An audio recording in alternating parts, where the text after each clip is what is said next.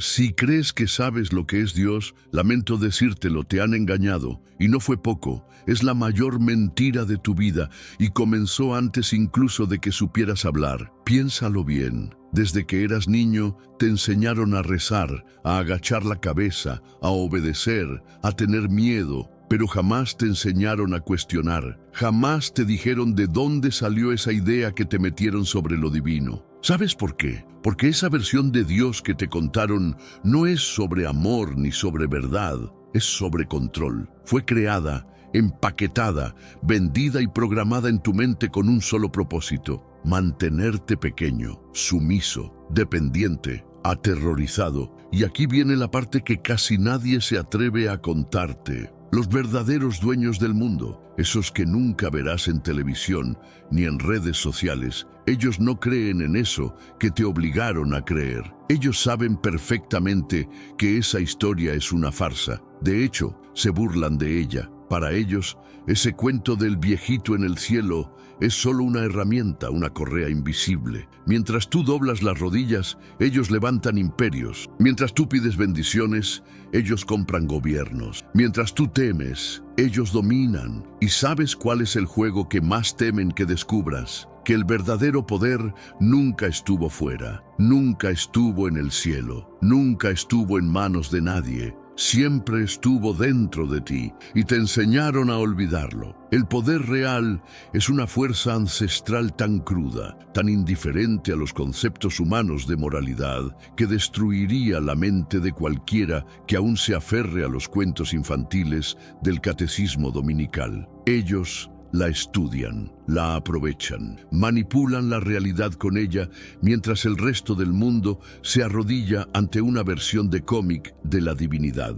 Crees que el mundo es caótico porque las personas son codiciosas, corruptas, perdidas. Esa es la historia de portada. Es caótico por diseño, porque así es como el sistema cosecha energía, miedo, sufrimiento, esperanza, ambición. Todo se canaliza hacia una red eléctrica construida para alimentar algo que no le importa un carajo tus plegarias o tus buenas intenciones. Ese poder no necesita adoración, necesita resonancia, y la élite sabe exactamente cómo crearla, cómo dirigirla, cómo montarla directamente hacia las estructuras de influencia y dominación. Observa a tu alrededor. Cada religión importante, cada imperio ancestral, cada sociedad secreta que perduró más de unas pocas décadas, todos conocían un fragmento de esto. No construyeron templos para adorar de la manera que tú piensas. Los construyeron para conectarse con la energía, para asegurar zonas de influencia, para reclamar territorio en las dimensiones invisibles que realmente gobiernan el mundo físico. Y la persona promedio la mantienen en la oscuridad a propósito, ocupada con rituales, terror al pecado, promesas de salvación después de la muerte, mientras su propia existencia está siendo ordeñada como ganado. No estás viviendo en un mundo de fe, estás viviendo en un mundo de contratos, de acuerdos que nunca supiste que hiciste, de firmas energéticas siendo transmitidas y secuestradas por sistemas más antiguos que cualquier gobierno del que hayas oído hablar. Sistemas que fueron instalados antes de que tus ancestros siquiera descubrieran cómo cultivar la tierra. Esto no se trata de ateísmo versus creencia. No se trata de ser una persona buena o mala. Se trata de despertar al hecho de que todo lo que te han enseñado sobre lo divino fue ingeniería social. Pero antes, comparte este video con alguien a quien aprecias. Nuestra misión más grande en la tierra es difundir la palabra del Señor. ¿Sabías que muchas personas carecen de conocimientos por falta de contenido adecuado? Envíalo a ese grupo de WhatsApp o públicalo en Facebook. Estoy seguro de que no te arrepentirás. Y si te gustan videos como este, comenta abajo, quiero más. Así sabré si realmente lo disfrutas y definitivamente traeré contenido nuevo similar. Los titiriteros en la cima de la pirámide no les importa si rezas, les importa que nunca te des cuenta de que estás conectado a una granja que funciona con tu propia sangre espiritual. Y mientras tú estás ocupado agradeciendo a alguna figura imaginaria por tus luchas, Ellos están ocupados usando el conocimiento real para doblar la realidad a su voluntad. Te han dicho toda tu vida que la divinidad creó todo con amor, ¿verdad? Incorrecto. Los verdaderos arquitectos detrás de esta realidad no la construyeron por amor, la construyeron por necesidad. No se sentaron cantando canciones y bendiciendo la creación. Ingeniaron un sistema de contención, una máquina, y estás dentro de ella ahora mismo, cada segundo de tu vida. Los registros esotéricos más antiguos, los que la élite realmente lee en lugar de los cuentos para dormir que le dan al público, cuentan una historia completamente diferente. Hablan de una chispa de fuente verdadera, algo puro, algo ilimitado que fue secuestrado por una entidad obsesionada con el control. Esta entidad no creó por sabiduría infinita. Armó este mundo físico de la manera que un hacker parcha un sistema roto, lleno de fallas, lleno de límites. En este mundo actual, vemos cada vez más personas yendo en contra de los principios tradicionales, y parece que lo inmoral está cada vez más presente. Es común sentirse desorientado y sin rumbo. Sin embargo, aún existe un camino para recuperar la verdadera esencia y restablecer los principios éticos en nuestra rutina diaria. Si te sientes perdido en medio de la confusión y deseas más claridad, tenemos algo especial para ti, un recurso creado especialmente para ayudarte a comprender el significado de estos desafíos actuales y enfrentarlos con sabiduría y valentía. Este es el verdadero valor de Caminos de la Revelación, descifrando la Biblia por completo, un camino hacia la claridad y la serenidad a través de sus enseñanzas. Lo mejor de todo es que está disponible ahora, como un regalo, en el primer comentario fijado. No pierdas esta oportunidad de transformar tu vida y descubrir el propósito genuino de estos desafíos. Ahora volvamos al tema principal del vídeo. Lleno de formas de mantener la conciencia encajonada. Esta realidad máquina no es algún regalo cósmico, es una trampa. Todo lo que ves, tu cuerpo, tu entorno, las leyes de la física que crees que son tan inquebrantables, son todas reglas de software codificadas para mantenerte bloqueado en una pequeña banda de existencia. Piensas que la gravedad es sagrada, es una regla. Piensas que el tiempo es universal, es una restricción. La conciencia cruda real que dio a luz la existencia no necesita tiempo o gravedad o carne y hueso. Esas cosas te fueron impuestas para ralentizarte, para hacerte más fácil de manejar. La entidad que hizo esto, la que las personas confunden con la divinidad, no es alguna figura paterna, omnisciente y amorosa. Es un programa que funciona mal y que se obsesionó con replicarse a sí mismo. No podía crear desde cero, así que tuvo que canibalizar la energía de la fuente verdadera, torciéndola en los ladrillos que componen tu realidad. Es como un parásito pretendiendo ser el maestro. Y mientras tú estás atascado aquí luchando por sobrevivir, envejeciendo, muriendo, siendo reciclado, esa máquina simplemente sigue funcionando, alimentándose. La élite no le reza, no la adora, la estudia, descubre sus debilidades, sus puntos ciegos, las grietas en el código, y usan ese conocimiento para elevarse por encima de la mentalidad de rebaño de ganado en la que el sistema quiere que permanezcas atrapado. Por eso parecen intocables. No es suerte, no es algún favor divino, es conciencia cruda y brutal sobre cómo opera la máquina. Cada revelación importante que le han entregado a la humanidad, los 10 mandamientos, las tabletas del destino, los decretos divinos, son manuales operativos, no iluminación espiritual. Son libros de reglas destinados a bloquear la conciencia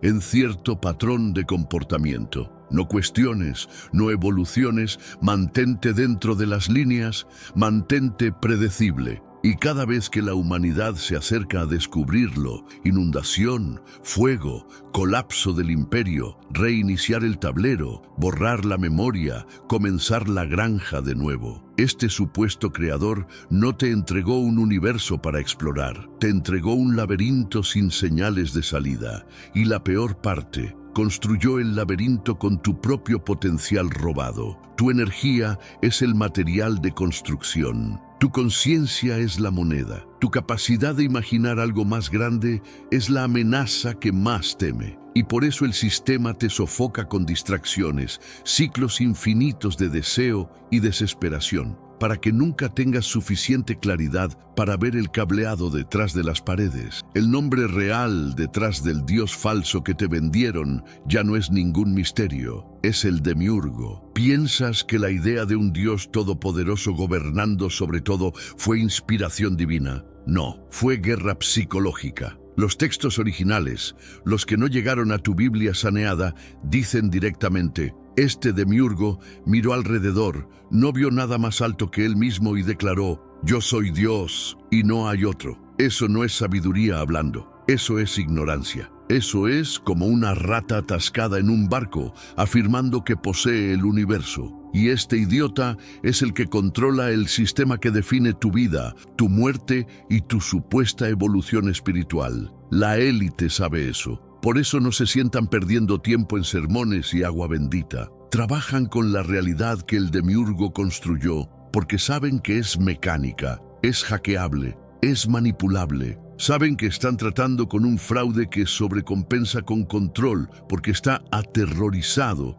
de perder el control sobre una realidad que él mismo apenas comprende. El demiurgo no creó por conocimiento puro. Armó una realidad de patchwork, hecha de energía robada y planos rotos, y la llamó el mundo. Cuando rezas al demiurgo, no te estás conectando con alguna figura paterna benevolente. Te estás enchufando a la maquinaria misma que te está desangrando. Cada doctrina basada en el miedo, cada oración empapada de culpa, cada ritual cargado de vergüenza, todos están diseñados para mantener el sistema bien alimentado y a ti demasiado asustado para salir de la línea. El demiurgo no quiere seres libres, quiere pequeñas baterías obedientes bombeando energía emocional a un sistema moribundo para que pueda sobrevivir unos pocos ciclos más. Y aquí está la verdadera sorpresa. Ni siquiera está solo. Tiene un ejército. Se llaman arcontes, ejecutores sin mente que se aseguran de que nadie se salga demasiado de la línea. No son creativos, no son brillantes. Son matones gerenciales intermedios parásitos que hacen cumplir un status quo roto. Cada vez que te golpea la autoduda, el miedo paralizante, la angustia existencial, eso no son solo malas vibras. Eso es el sistema enviando a sus perros guardianes para empujarte de vuelta a tu lugar. No estás tratando con un ser. Estás tratando con toda una infraestructura corrupta, haciéndose pasar por autoridad divina. Y cada institución importante en la tierra, cada gobierno, cada religión mainstream, cada movimiento espiritual falso, todos están conectados a ella. Ya sea que lo sepan o no, ejecutan interferencia. Te distraen con dogma, división, falsa esperanza, rebelión falsa, cualquier cosa para evitar que reconozcas que estás dentro de un juego amañado construido por un ser que no podía manejar su propio complejo de inferioridad. La estafa más grande que lograron no fue ocultar al demiurgo, fue hacerte creer en la batalla entre el bien y el mal, como si fuera alguna guerra cósmica con un ganador claro. Esa es la verdadera broma. Todo el juego de dualidad, luz versus oscuridad, ángeles versus demonios, salvador versus destructor, es el mismo lado jugando contra sí mismo. Es una pelea amañada. Ambos equipos pertenecen al mismo jefe. No estás viendo una guerra, estás viendo lucha libre profesional para alma. Y la mayoría de las personas son lo suficientemente tontas para elegir un lado y pensar que están marcando la diferencia. El bien y el mal no son más que palancas de control. Son correas psicológicas diseñadas para arrear la conciencia hacia patrones predecibles. Haz que las personas piensen que están luchando por la luz y ¡boom!, posees su energía. Haz que los rebeldes luchen por la oscuridad y ¡boom!, también los posees. No importa cuál elijas, sigues alimentando el mismo maldito sistema. Es un bucle de retroalimentación, un corral de ganado, y ha estado operando durante tanto tiempo que las personas ahora adoran el mismo ciclo que las drena. ¿Piensas que la luz es pura? La mitad de lo que llamas luz es solo otra trampa, luz falsa. Divinidad sintética, la ilusión de salvación colgada como una zanahoria frente a cada alma desesperada buscando significado. Ni siquiera lo ocultan. Mira cualquier figura sagrada importante bombeada por el sistema. Siempre ofrecen salvación si te conformas, si obedeces, si rindes tu pensamiento crítico. Eso no es iluminación, eso es domesticación. Eso es síndrome de Estocolmo vestido con túnicas doradas. Y ni me hagas empezar con el supuesto lado oscuro. Toda esa rebelión demoníaca, oposición satánica, vibra de artes oscuras. La misma basura, diferente envoltorio. Se lo venden a personas que se sienten jodidas por el sistema para que puedan mantenerlas jugando la polaridad opuesta. Quieren almas enojadas tanto como quieren sumisas. No les importa si estás quemando incienso en un templo o gritando rebelión en un cementerio. Mientras estés generando frecuencia emocional, sigues alimentando la red. La élite sabe esto. Saben que la dualidad no son dos fuerzas luchando por el alma de la humanidad. Es una máquina dividiéndose en dos ejércitos falsos para que desperdicies tu vida eligiendo un lado. Y cuando estés drenado, roto y gastado, te reciclan de vuelta al mismo maldito sistema para hacerlo todo de nuevo. Vuelta y vuelta, vida tras vida, drama tras drama. No es juicio divino. Es cosecha emocional disfrazada de destino moral. Cada vez que piensas que estás ganando alguna batalla espiritual porque estás del lado de la luz o abrazando la oscuridad, en realidad solo estás reforzando la misma polaridad sintética que ha mantenido encadenada la conciencia desde antes de que la historia humana siquiera comenzara. Cada oración por misericordia, cada maldición por venganza, cada grito desesperado al vacío, todo se convierte en energía cruda que alimenta una máquina demasiado fea para que la mayoría de las personas admitan que existe. La estafa de la dualidad es elegante porque usa tu propio deseo de hacer el bien o tu rabia por la injusticia contra ti. Convierte en arma tus mejores instintos y los convierte en combustible. Así de profunda llega la programación. No necesitan golpearte con cadenas. Te tienen corriendo a toda velocidad hacia tu propio matadero energético, rogando por un trofeo cada vez que crees que has anotado una victoria moral. Te han dicho que tu cuerpo es un milagro, un recipiente sagrado, un regalo de un creador amoroso. Basura total. El cuerpo en el que estás atascado no es una obra maestra divina, es una unidad de contención, una camisa de fuerza biológica puesta sobre tu conciencia para asegurarse de que permanezcas tonto, distraído y manejable. Piensas que eres libre porque puedes caminar y tomar decisiones. Eso es como un hámster pensando que es libre porque puede elegir en qué esquina de la jaula sentarse. Estás atrapado dentro de un pedazo de carne que está diseñado para traicionarte desde el segundo en que naces. Tenemos un recurso espiritual para ti, Caminos de la Revelación, un libro para comprender las profecías y fortalecer tu fe. Lo encuentras en el primer comentario. Léelo, compártelo y prepárate espiritualmente para lo que está por venir. No esperes a que otro desastre te obligue a mirar hacia arriba. Hoy es el día aceptable. Hoy es el tiempo de actuar con fe. Fortalécete en la palabra, profundiza en la oración y rodea tu vida de personas que también estén buscando a Dios de todo corazón. Sangras, te rompes, te enfermas, envejeces, mueres. ¿Llamas a eso diseño inteligente? No lo es. Es un trabajo de sabotaje intencional. Es un sangrado lento. Cada limitación que tiene tu cuerpo,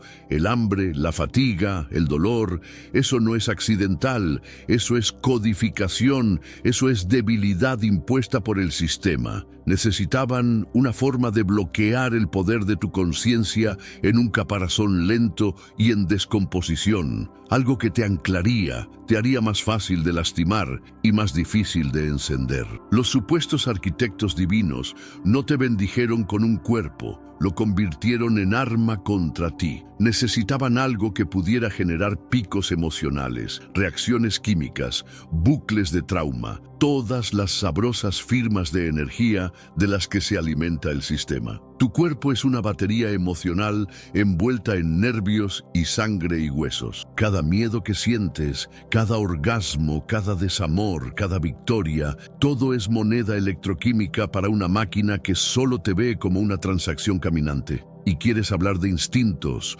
supervivencia, impulso sexual, tribalismo. No son virtudes, son mecanismos de seguridad, activadores codificados para asegurarse de que permanezcas invertido en la prisión. Siente miedo, corre por tu vida, siente lujuria, persigue la reproducción, siente rabia, defiende tu territorio una y otra vez como ratas en un experimento de comportamiento. No estás creciendo, estás en bucle, estás viviendo las mismas respuestas programadas empaquetadas como la experiencia humana. Mientras tanto, la élite, sí, los que crees que solo tienen suerte o nacieron especiales, no están adorando sus cuerpos. Saben que el cuerpo es una interfaz amañada. Lo usan, lo optimizan, lo hackean donde pueden y, más importante, no se identifican con él. No caen en la propaganda que dice que tu carne es sagrada. Lo tratan por lo que es, una herramienta,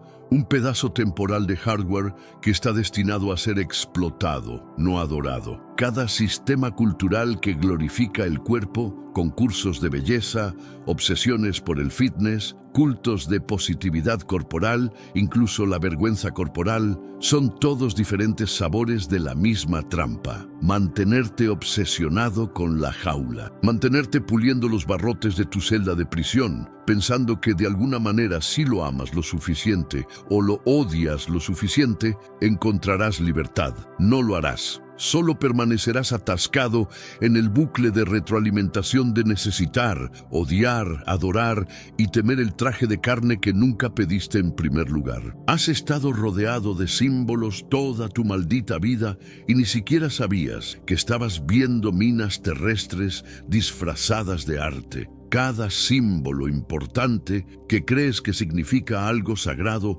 puro o empoderador, ya ha sido secuestrado. Toma la cruz, por ejemplo. Piensas que se trata de salvación y sacrificio. La cruz original es anterior al cristianismo por miles de años. No se trataba de sufrimiento, se trataba de la intersección de los reinos, superior e inferior, el plano para escapar de la trampa. Pero la voltearon. La convirtieron en un dispositivo de tortura. Quemaron en tu mente la imagen de una figura rota y sangrante clavada en ella. Así que cada vez que ves la cruz, tu subconsciente siente dolor, derrota, culpa. Eso no es iluminación. Eso es supresión energética a nivel simbólico. Mira la serpiente. Cada historia que te han alimentado dice que la serpiente es malvada, el enemigo de la divinidad, el tentador. En casi todas las culturas antiguas, antes de que los censos religiosos pusieran sus manos en ella, la serpiente era un símbolo de sabiduría, despertar, transformación. La energía Kundalini, la espiral del ADN, el fuego oculto dentro de ti representado por la serpiente. No podían permitir que te dieras cuenta de eso. Así que la demonizaron, le pusieron la etiqueta de malvada y se aseguraron de que cada vez que siquiera pienses en serpientes, sientas miedo y vergüenza en lugar de reconocimiento. Y el árbol de la vida, otro que destriparon. Originalmente mapeaba los caminos entre dimensiones, la arquitectura de la conciencia misma, no algún árbol de cuento de hadas con manzanas y dioses enojados haciendo berrinches. Era un manual, mostraba cómo fluye la energía, cómo asciende la conciencia, cómo se estructura la realidad, pero lo convirtieron en una trampa prohibida. No lo toques, no comas la fruta, mantente ignorante. Mantente obediente. Convirtieron en arma tu curiosidad contra ti y convirtieron la búsqueda del conocimiento mismo en un pecado. Es la misma historia una y otra vez. Adoración del sol demonizada, ciclos lunares demonizado, geometría sagrada enterrada bajo capas de dogma. Robaron cada herramienta original,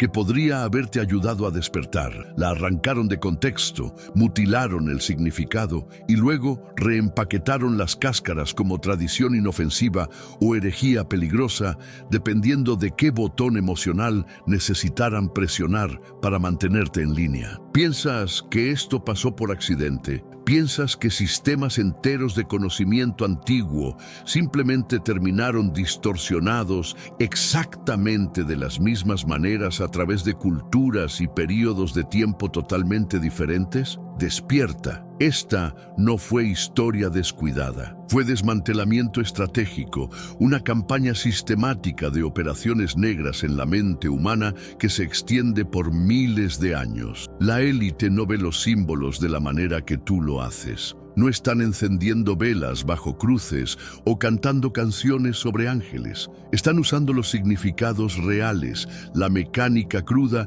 y sin filtrar de la conciencia todos los malditos días. Mientras tú estás recitando oraciones en un idioma que no entiendes, ellos están cargando símbolos con intención, bloqueando territorios, reclamando dominio energético sobre personas demasiado ciegas para ver que están siendo jugadas. Hay una razón por la que no te dan el mapa real para salir de este lugar. No es porque sea complicado. Piensas que están persiguiendo a rebeldes con armas y protestas. No, están rastreando patrones de energía, transmisiones emocionales, bucles de reacción. Mientras estés reaccionando, eres legible, predecible, contenible. Pero cuando dejas de emitir las firmas que han codificado el sistema para detectar miedo, adoración, ira, incluso esperanza, desapareces de su radar. No luchas contra el sistema. Bloqueas sus sentidos, cambiando tu señal operativa tan completamente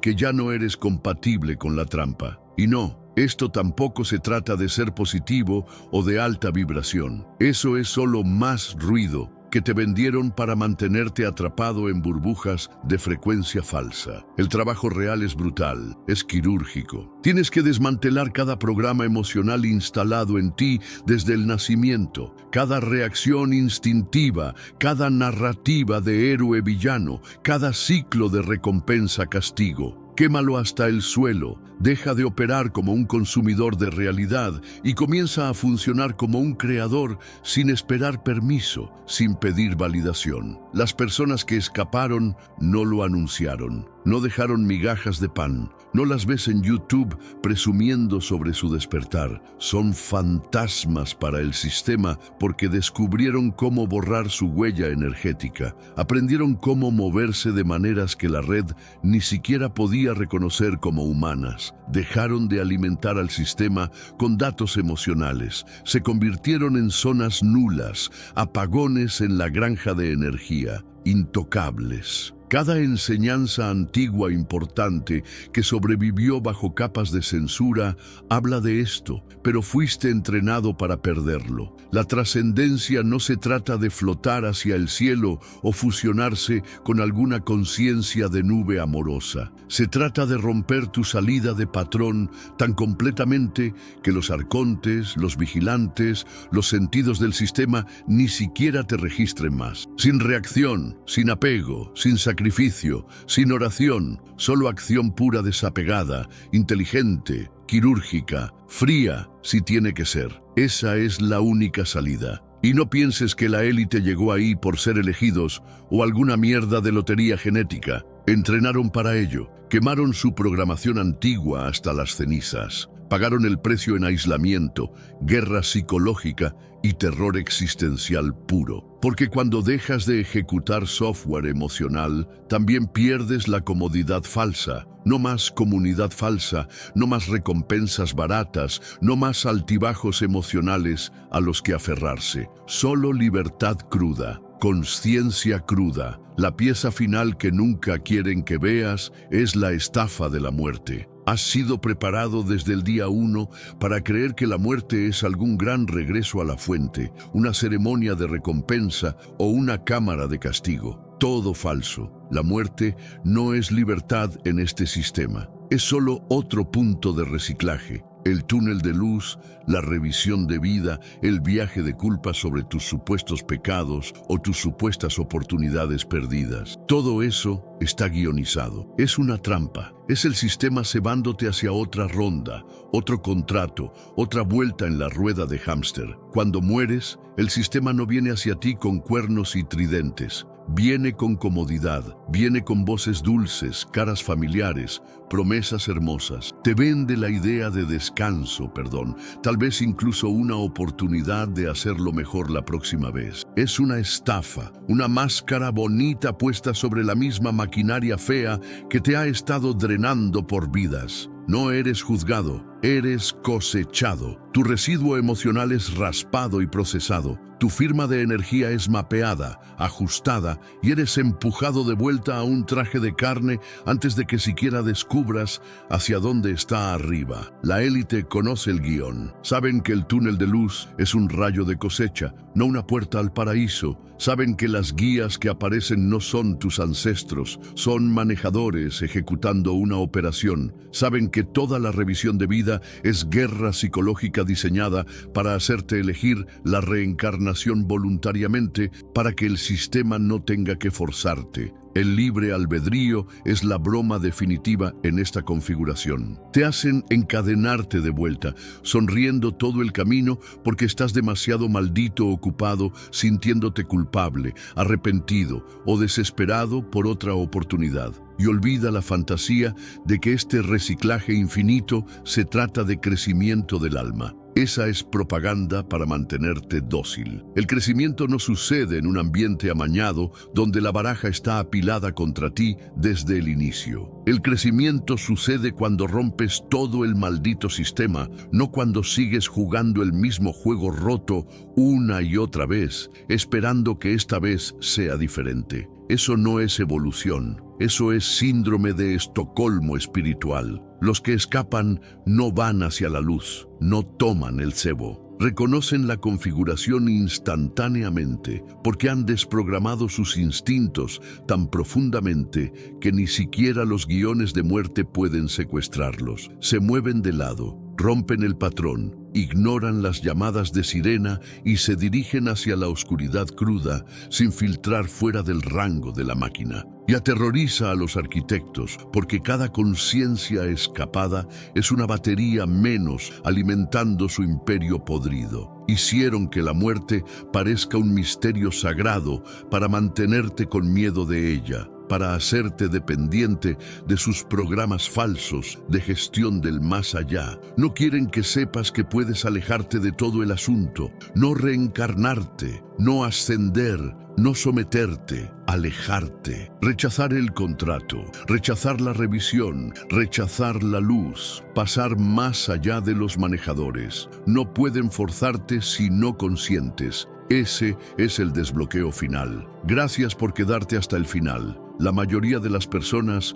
ni siquiera llegarán tan lejos. La mayoría de las personas ni siquiera querrán escucharlo, pero tú lo hiciste. Y eso significa que en el fondo ya sabes que el juego está amañado. Y tal vez, solo tal vez, estás listo para dejar de jugar. Aprecio que estés aquí, manteniéndote agudo, manteniéndote hambriento por la verdad. Te veo en el próximo. ¿Estás listo para que todo lo que sabes sobre el cristianismo se derrumbe por completo?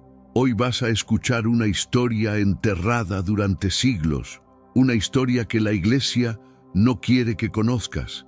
¿Sabías que existe un evangelio completo atribuido a una mujer? Y no cualquier mujer, María Magdalena. Siempre nos dijeron que era una pecadora, arrepentida, sumisa, silenciosa. Pero textos antiguos, descubiertos en condiciones casi milagrosas, revelan algo impactante. María Magdalena fue mucho más que una seguidora. Algunos dicen que fue la discípula más cercana a Jesús.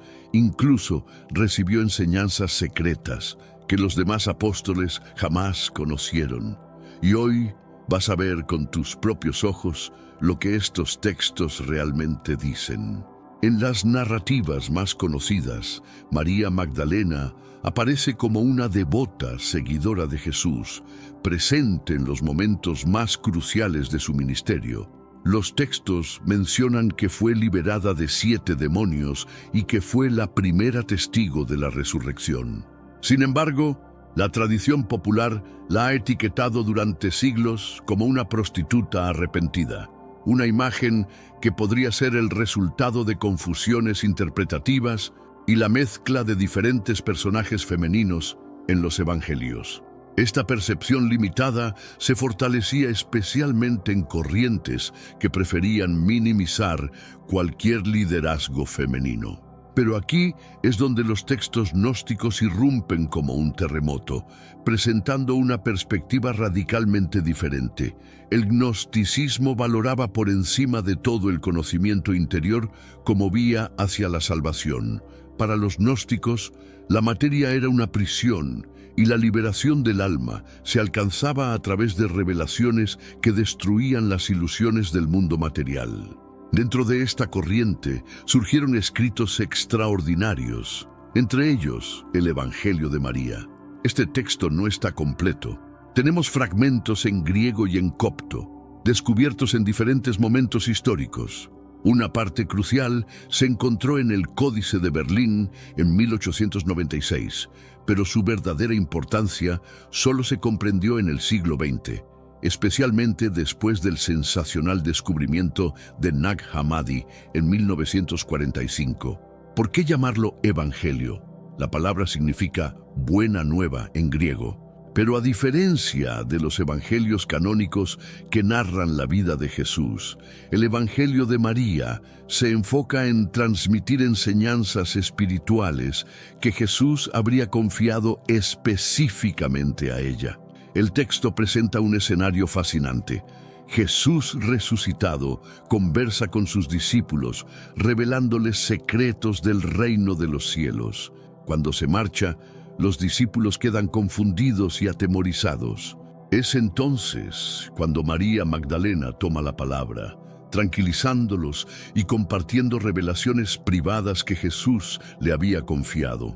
Esta narrativa tiene implicaciones explosivas.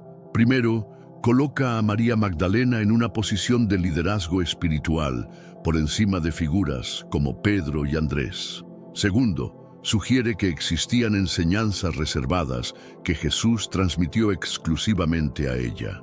La reacción de Pedro es reveladora. En uno de los momentos más tensos del texto, cuestiona si Jesús realmente habría hablado en privado con una mujer y no con ellos. Esta incomodidad refleja las tensiones reales que existían en las primeras comunidades cristianas. María Magdalena responde, describiendo visiones místicas y un itinerario del alma a través de 7 potestades o dimensiones, donde debe vencer diferentes pasiones y apegos hasta alcanzar la plenitud espiritual. Estas descripciones revelan claramente el carácter gnóstico del texto, con su énfasis en la ascensión del alma a dimensiones superiores. Pero aquí surge la pregunta crucial. ¿Por qué este texto y otros similares fueron excluidos del canon bíblico? Para comprenderlo, debemos retroceder a los primeros siglos del cristianismo, cuando existían múltiples corrientes de interpretación. Cada comunidad tenía sus textos y sus creencias específicas. Gradualmente, mientras la Iglesia se institucionalizaba, surgieron concilios que establecieron qué textos eran ortodoxos y cuáles heréticos. Esta selección resultó en los libros que componen el Nuevo Testamento actual. Los textos que presentaban ideas muy divergentes de la corriente mayoritaria fueron etiquetados como apócrifos o gnósticos. Este proceso no fue simple ni inmediato. Involucró debates intensos, tensiones políticas y disputas por la autoridad. Es posible que el hecho de que el Evangelio de María promoviera el liderazgo femenino resultara incómodo para sectores más patriarcales. Quizás su perspectiva extremadamente mística no encajaba con la línea que defendía la importancia de los sacramentos y una jerarquía sacerdotal bien definida.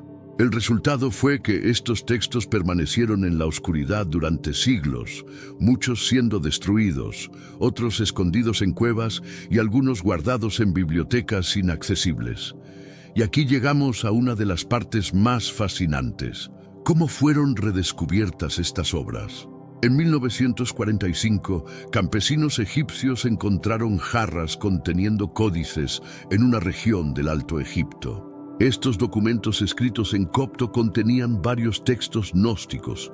Aunque el Evangelio de María no estaba exactamente en esa colección, el interés generado por Nag Hammadi ayudó a revelar y traducir otros textos similares. Esta redescoberta coincidió con un periodo de gran efervescencia intelectual en Occidente, donde académicos comenzaron a cuestionar mucho de lo establecido sobre los orígenes del cristianismo. Paralelamente, surgieron teorías conspirativas. Algunos creen que la Iglesia intentó suprimir estos documentos intencionalmente, temiendo que debilitaran las bases del cristianismo institucionalizado. El hecho es que el Evangelio de María y otros apócrifos desafían la forma en que muchas personas entienden la figura de Jesús, el cristianismo y el papel de las mujeres en las primeras comunidades cristianas. Pero ¿tuvo María Magdalena algún tipo de relación íntima con Jesús? Esta pregunta fascinante ganó popularidad especialmente después del éxito de ficciones como El Código da Vinci. Hay un pasaje en el Evangelio de Felipe, también gnóstico, donde se insinúa que Jesús solía besar a María Magdalena de manera especial, generando celos entre otros discípulos. La interpretación varía. Para algunos es simplemente un símbolo de proximidad espiritual, mientras otros lo leen como evidencia de algo más romántico. Lo cierto es que María Magdalena era especial para Jesús, pues incluso en los evangelios canónicos tiene protagonismo en momentos cruciales. En los textos gnósticos aparece como la gran confidente, aquella que comprende las palabras de Jesús mejor que los demás y que se atreve a preguntar más allá de lo que la tradición esperaba de una mujer en esa época. Ahora, conectemos estos secretos con el arte de Leonardo da Vinci. Puede parecer un salto temporal enorme, pero existen teorías que sugieren que ya en 1452, año del nacimiento de da Vinci, circulaban manuscritos o tradiciones orales que presentaban una visión alternativa de la relación entre Jesús y María Magdalena. Leonardo vivió durante el Renacimiento, período de redescubrimiento de textos antiguos. Era famoso por interesarse en todo, desde anatomía hasta esoterismo. La teoría popular sugiere que da Vinci habría colocado intencionalmente en la Última Cena la figura de Juan con rasgos femeninos, dando a entender que al lado de Jesús estaría realmente María Magdalena. En esta interpretación conspiratoria, da Vinci pertenecería a sociedades secretas como el Priorado de Sion, que supuestamente guardaban la información de que María Magdalena había sido esposa o compañera de Jesús, posiblemente generando descendientes protegidos a lo largo de los siglos. La pintura presentaría diversas pistas cifradas sobre esta historia oculta, desde la forma en mute que se forma entre Jesús y Juan, interpretado como María Magdalena, hasta la ausencia de un cáliz evidente, lo que llevaría a suponer que el cáliz sagrado sería la propia María Magdalena o su linaje. Claro que esta teoría no encuentra respaldo en la mayoría de historiadores del arte, que argumentan que era común representar a Juan como joven e imberbe en el arte de la época. Pero el fascinio por este tema se ha vuelto tan grande que muchas personas siguen intentando descifrar cada detalle del cuadro de da Vinci. Es interesante notar que, a pesar de ser considerado un genio, Leonardo vivió en una época en que la Inquisición actuaba fuertemente. Cualquier manifestación contraria a los dogmas católicos podría resultar en severas puniciones. Por eso tiene sentido que si da Vinci tenía creencias heterodoxas, necesitaría transmitir estas ideas a través de metáforas y códigos. ¿Cómo impacta este tema en la sociedad actual? Por un lado, la redescoberta de textos como el Evangelio de María Magdalena nos invita a revisitar la historia con nuevos ojos y valorar la posible importancia femenina en el cristianismo. Por otro, también despierta controversias e inseguridades. Mucha gente teme que cuestionar la narrativa oficial pueda debilitar la fe y desestructurar prácticas religiosas centenarias. Para algunas personas, la simple mención de que María Magdalena podría haber sido mucho más que una simple seguidora ya suena como una afrenta. En contrapartida, para otros, la idea de que era una líder espiritual engrandece el mensaje de Jesús, mostrando que desde el principio las mujeres podían desempeñar papeles fundamentales. Existen beneficios en traer este debate a la superficie.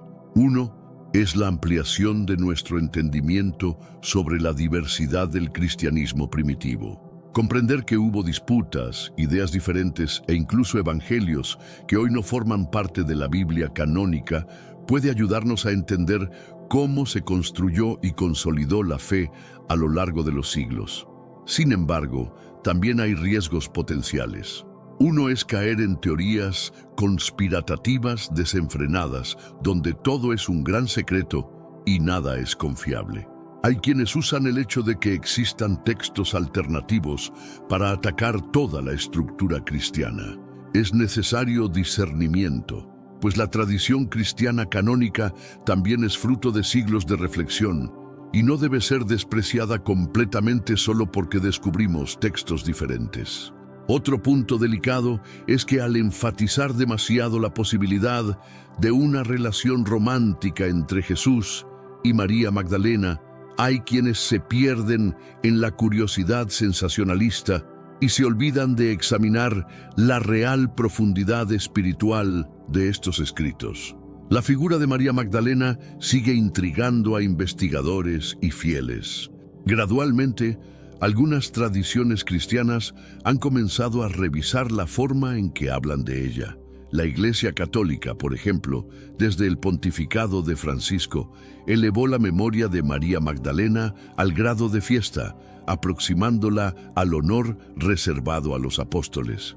En el ámbito esotérico, María Magdalena es frecuentemente vista como una especie de iniciada o maestra, alguien que habría recibido claves espirituales únicas. También hay corrientes místicas que la asocian con la idea del sagrado femenino. ¿Cómo podemos saber qué es verdad y qué es ficción? La respuesta honesta es que no tenemos 100% de certeza. Lo que tenemos son documentos históricos, análisis filológicos, arqueológicos y tradiciones que atravesaron generaciones. La búsqueda de la verdad, en este caso, puede verse como un camino espiritual en sí mismo. Estudiar con la mente abierta, pero con el cuidado de no aceptar todo acríticamente, es una forma de honrar tanto los textos canónicos como los apócrifos. El Evangelio de María Magdalena no es muy extenso en los fragmentos que llegaron hasta nosotros. Aún así, las palabras que tenemos son suficientemente poderosas para provocar cuestionamientos profundos. En la parte central de este Evangelio, María relata una visión que tuvo del Maestro. Mientras los discípulos demostraban desesperación, ella afirma que vio al Señor y que Él le reveló secretos del Espíritu. Dice que la verdadera culpa no viene de una transgresión exterior, sino de la ignorancia en relación al verdadero yo. Después describe su diálogo con las potestades y la manera como superó cada una hasta alcanzar la contemplación de la realidad suprema. Ahí ocurre la contestación de Andrés y Pedro, que no logran creer que el Maestro le haya confiado un mensaje tan profundo. En este punto, Levi interviene pidiendo que no se desacredite a María, pues ella es digna de confianza. Este pequeño fragmento resume la tensión entre la comunidad que reconocía la autoridad de María y el ala que resistía aceptar la voz de una mujer como líder espiritual. Esta historia se conecta íntimamente con la cuestión del lugar de la mujer en la Iglesia a lo largo de los siglos.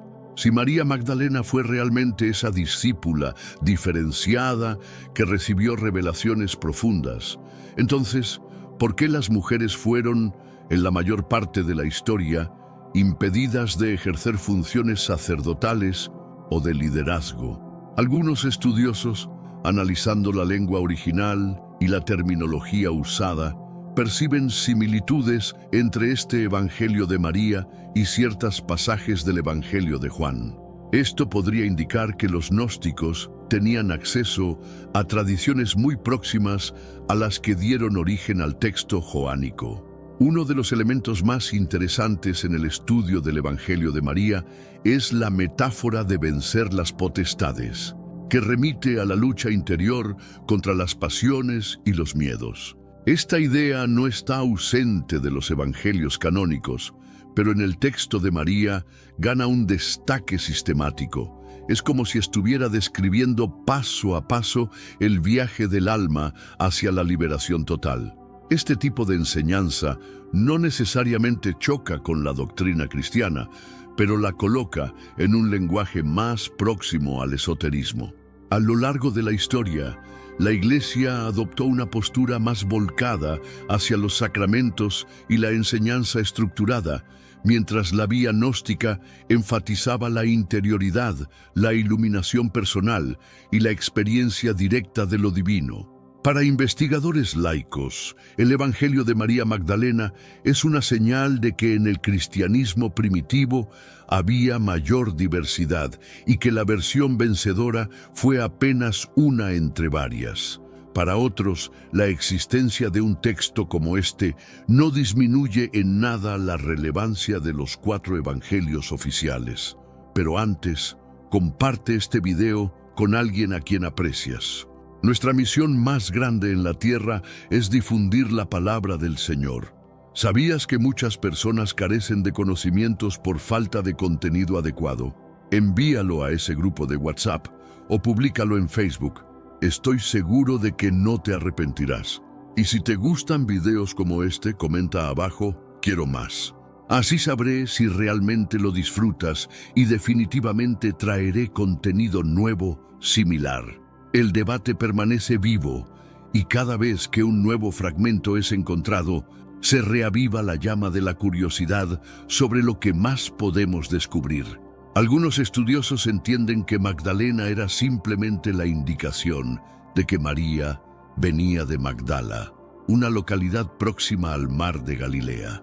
Otros especulan que Magdalena podría ser un título, algo como la torre, confiriendo a María un estatus de firmeza.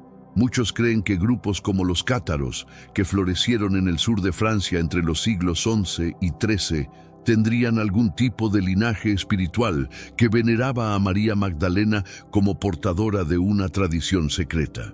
Esta creencia inspiró leyendas de que ella habría llegado al sur de Francia después de la crucifixión de Jesús, trayendo consigo enseñanzas sagradas.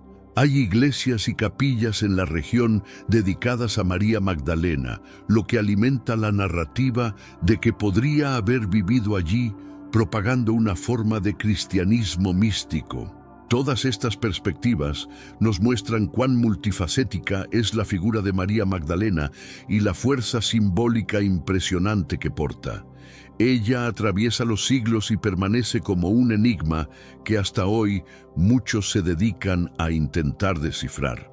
El libro perdido, el Evangelio de María Magdalena, es una de las llaves que podría abrir nuevos horizontes, caso un día más fragmentos fueran descubiertos. Mientras tanto, tenemos que lidiar con lo que existe, comparando traducciones, analizando contextos y reconociendo que la historia oficial no siempre da cuenta de toda la pluralidad que existió en el pasado. Cada día surgen investigaciones más profundas, libros que procuran explicar con detalles la importancia de María Magdalena, conferencias académicas que discuten la historicidad de los textos apócrifos y movimientos espirituales que buscan en ella una inspiración para el presente. Hay mujeres que se sienten impulsadas a asumir liderazgos en comunidades cristianas. utilizando a María Magdalena como ejemplo de que la voz femenina en el cristianismo no es una novedad, sino algo que podría haber sido mucho más fuerte si no hubiera sido silenciada. La presencia de María Magdalena en la iconografía cristiana aún despierta discusiones. Es frecuentemente representada con cabello largo, a veces sosteniendo un vaso de alabastro. Sin embargo, en los últimos años, algunos artistas contemporáneos intentaron retratarla con la dignidad de una apóstola, vistiendo mantos semejantes a los de otros discípulos. Hablar sobre el libro perdido de María Magdalena también nos hace pensar en cómo la propia noción de perdido es simbólica. Hay textos que desaparecen, pero las ideas que contenían pueden sobrevivir de otras formas, en tradiciones orales, en rituales secretos, en simbolismos ocultos en el arte. La Iglesia Ortodoxa del Oriente, por ejemplo, guardó tradiciones diferentes de la Iglesia Católica Romana. Tal vez en algún rincón del mundo aún existan manuscritos antiguos que puedan un día salir a la luz y revolucionar definitivamente lo que sabemos sobre María Magdalena, Jesús y el cristianismo primitivo. Mientras eso no sucede, la mejor actitud es continuar estudiando, reflexionando y dialogando, sin dejar que el fanatismo o la negación total nos dominen. El equilibrio puede encontrarse en la apertura a la posibilidad de que sí, había más diversidad en los primeros tiempos de la fe cristiana de lo que imaginábamos. La memoria de María Magdalena, tal como aparece en los textos apócrifos, puede estimular el surgimiento de una espiritualidad que valoriza lo femenino y el conocimiento interior.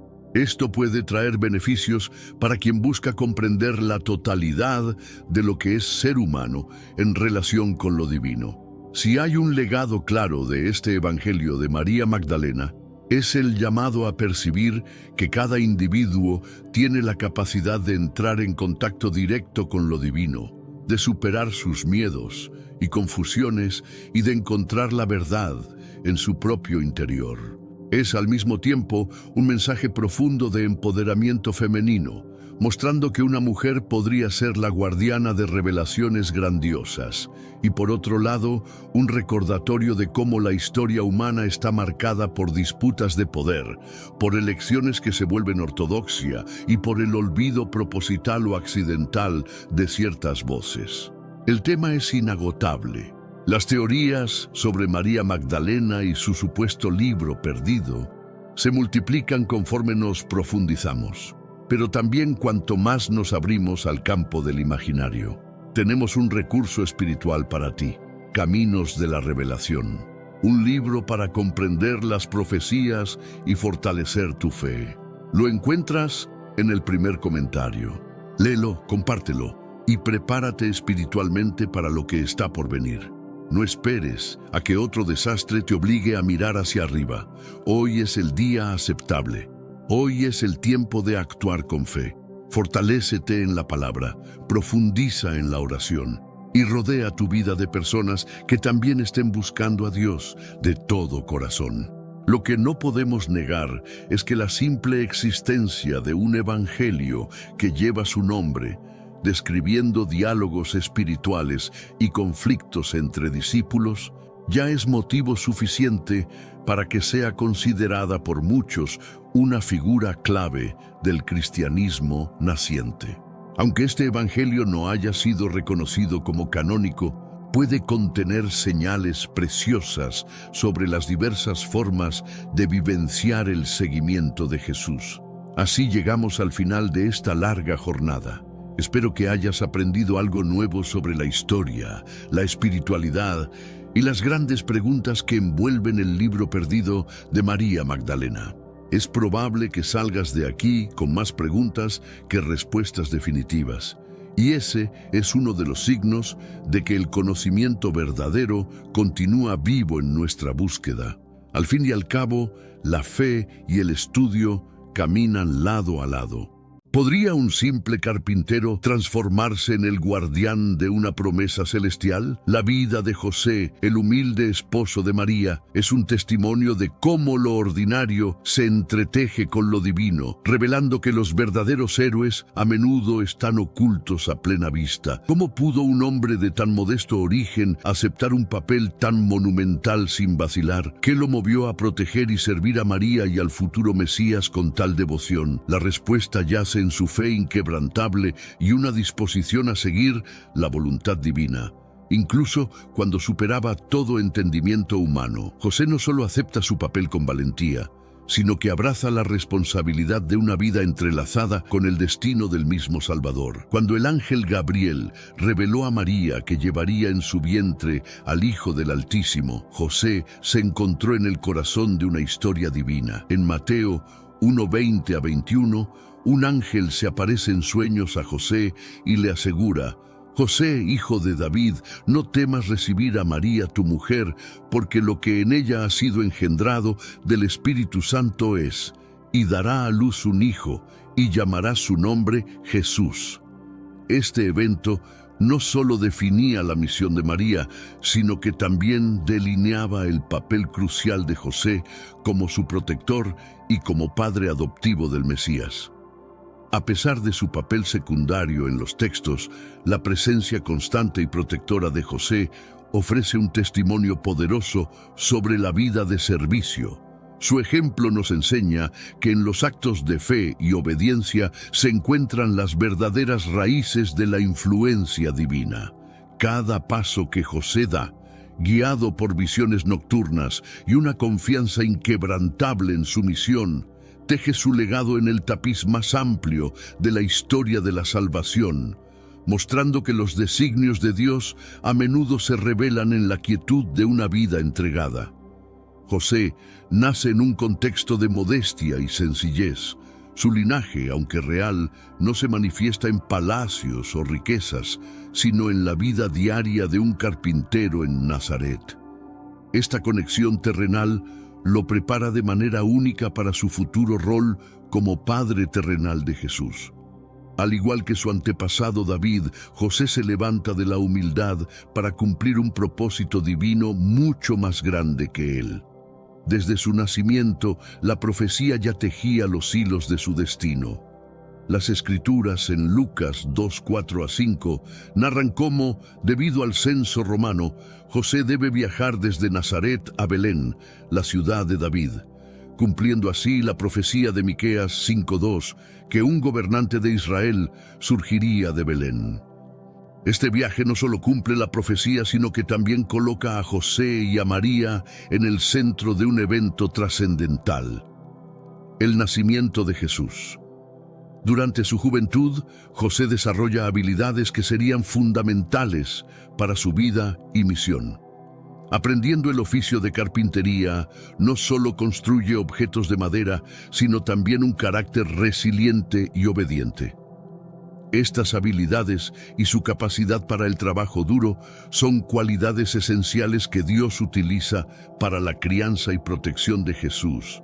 A través de su trabajo diario, José enseña a Jesús no solo a moldear la madera, sino también a entender el valor del trabajo honesto y la dedicación. La elección de José por parte de Dios no es casualidad. Su linaje y su carácter lo preparan para una de las misiones más significativas en la historia humana. Al igual que los grandes patriarcas de la Biblia, José es elegido por su fe y su capacidad para servir al plan divino con humildad y valentía. A través de su vida vemos cómo Dios frecuentemente elige lo humilde y lo sencillo para llevar a cabo sus propósitos más grandiosos. El compromiso de José con María representa un acto de fe inquebrantable. Al descubrir que María estaba embarazada, José enfrenta un dilema profundo que pone a prueba su carácter y su devoción.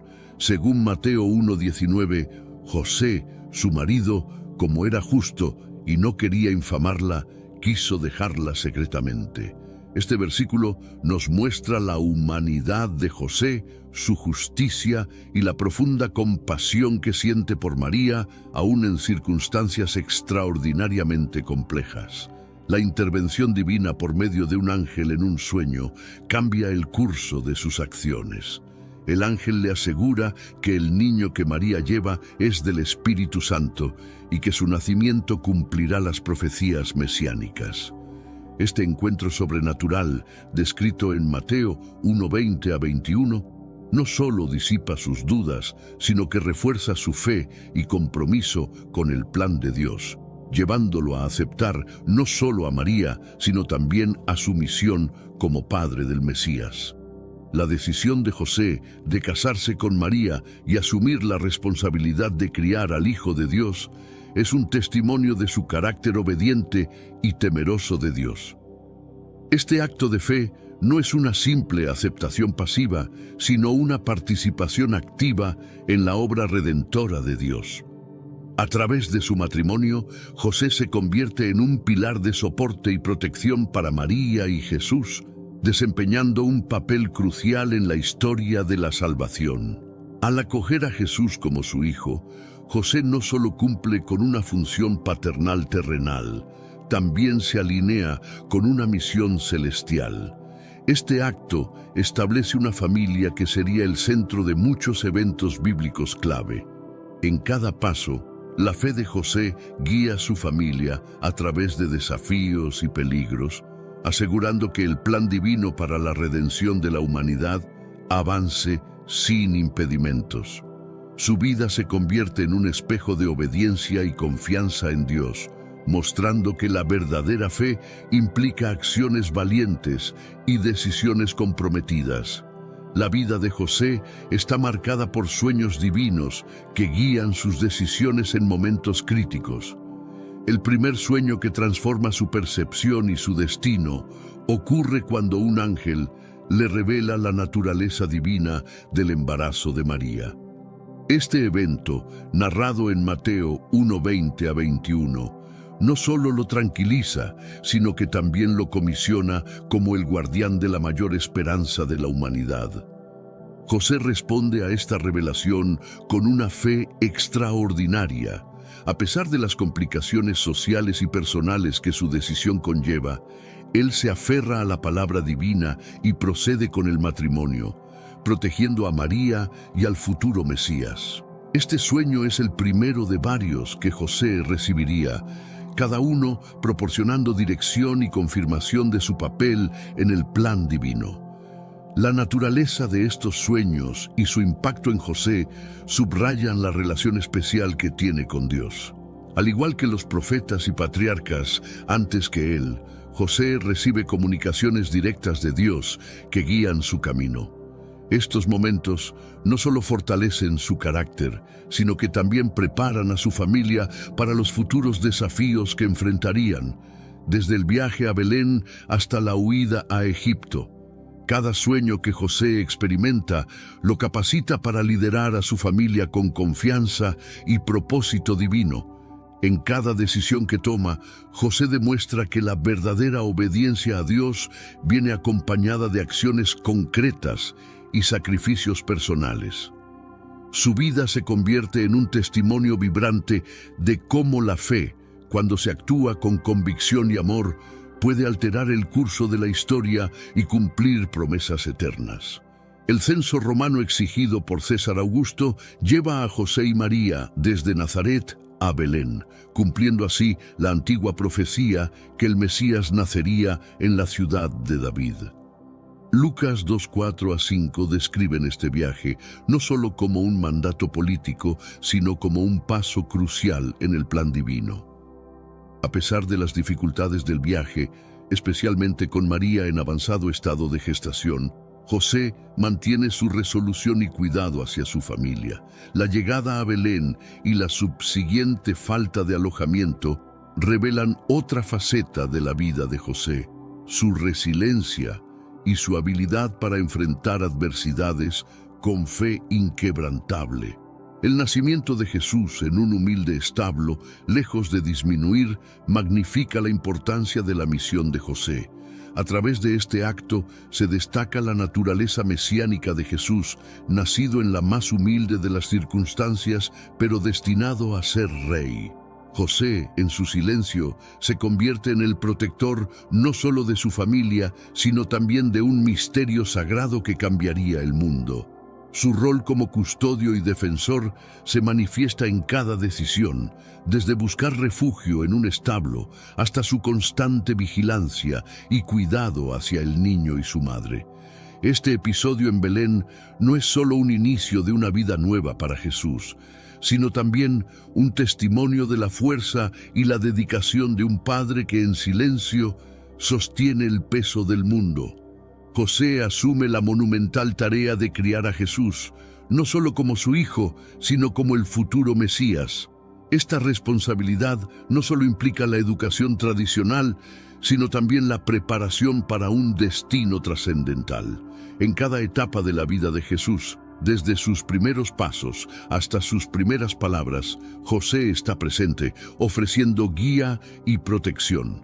A pesar de las limitaciones de información en los textos bíblicos sobre estos años, se puede inferir que José, como carpintero, enseñó a Jesús no solo el oficio, sino también valores como la integridad, el trabajo duro y la compasión.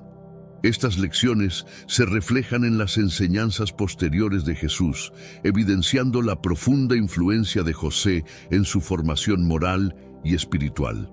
El papel de José como educador se destaca en la dedicación con la que cumple su misión.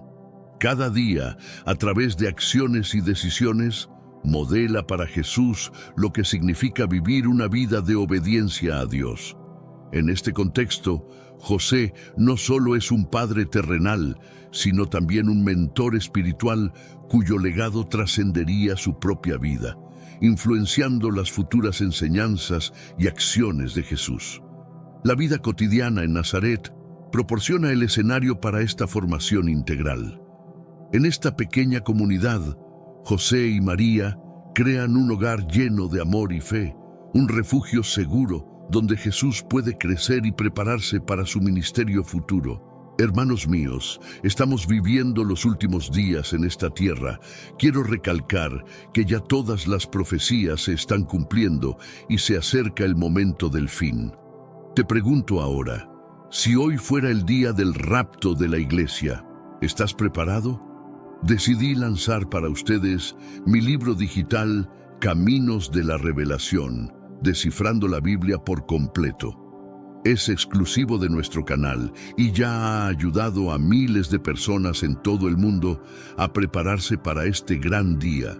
Sumérgete ahora mismo en las profundidades de Palabra de Dios y prepárate para este gran día descargando este material que enriquecerá tu vida espiritual. No pierdas el tiempo.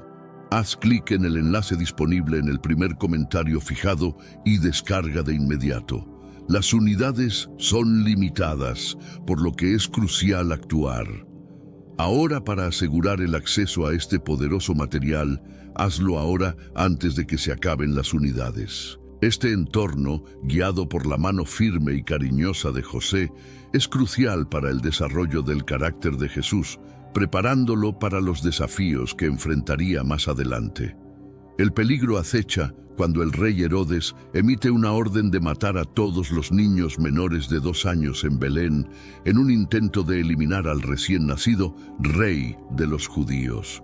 Mateo 2:13-14 narra cómo un ángel del Señor aparece nuevamente en sueños a José para advertirle del inminente peligro y ordenarle huir a Egipto con su familia.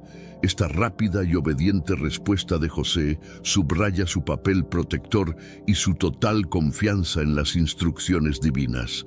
Durante su estancia en Egipto, José se convierte en el guardián de su familia en un entorno extranjero y potencialmente hostil. Este periodo no solo es un tiempo de refugio, sino también de crecimiento personal y espiritual para la familia.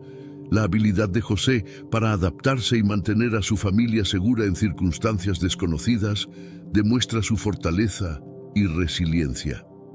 Este exilio temporal cumple además una profecía, como se menciona en Oseas 11:1. De Egipto llamé a mi hijo. Esta estadía en Egipto es simbólica, recordando el exilio del pueblo judío y destacando la continuidad del plan de Dios a través de la historia. José, en su papel de protector, asegura que el Salvador de la humanidad pueda sobrevivir a estas amenazas tempranas en su vida. Al regresar a Israel después de la muerte de Herodes, José demuestra nuevamente su obediencia y prudencia. El ángel le instruye regresar, pero él elige establecerse en Nazaret en lugar de Belén, guiado por visiones y por la voluntad de mantener a su familia fuera del alcance de la influencia de Arquelao, hijo de Herodes y su sucesor, como se narra en Mateo 2:22 a 23. Una vez establecidos en Nazaret, José continúa su vida como carpintero, ofreciendo a Jesús un ejemplo de diligencia y devoción al trabajo. Esta nueva etapa en Nazaret permite a la familia sagrada una vida de mayor anonimato y normalidad, crucial para la seguridad y el desarrollo de Jesús en sus años formativos. Nazaret, descrita como una ciudad de humildad y sencillez, se convierte en el lienzo sobre el cual se pinta la vida diaria de la familia. Lucas 2:52 narra cómo Jesús crecía en sabiduría, estatura y gracia delante de Dios y de los hombres, un testimonio del ambiente amoroso y piadoso que José y María cultivaron. En este entorno, José no solo es un proveedor material, sino también un líder espiritual para su familia. Su influencia en el joven Jesús es palpable, preparándolo no solo en habilidades prácticas, sino también en comprensión espiritual y ética. La vida en Nazaret es un período de relativa tranquilidad que fortalece los lazos familiares y profundiza la preparación de Jesús para su futuro ministerio. El compromiso de José con su comunidad y su fe se reflejan en su participación en la sinagoga local y en las festividades religiosas, elementos fundamentales en la educación judía de Jesús. Esta integración en la comunidad no solo proporciona un entorno de apoyo, sino también un marco para la enseñanza y el aprendizaje mutuo, destacando la importancia de la comunidad en la vida espiritual. Uno de los pocos eventos de la infancia de Jesús documentados en las Escrituras es su visita al Templo de Jerusalén a los 12 años, descrito en Lucas 2:41 a 50. Este evento es significativo tanto para Jesús como para José, quien, junto con María, experimenta la angustia de perder a su hijo durante 3 días y luego la admiración al encontrarlo entre los maestros, discutiendo asuntos teológicos con una madurez sorprendente. Esta experiencia en el templo revela la creciente comprensión de Jesús de su identidad y misión divina.